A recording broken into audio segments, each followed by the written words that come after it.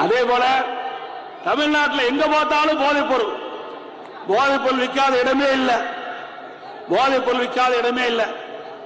திமுகவில் சென்னை மேற்கு மாவட்டத்தில் அகிலக அணியினுடைய துணை அமைப்பாளர் ஜாபர் சாதிக் அவர் வெளிநாட்டுக்கு பல ஆண்டுகளாக கிட்டத்தட்ட 3 ஆண்டு காலமாக போதைப் பொருளை கடத்திட்டு இருக்காங்க.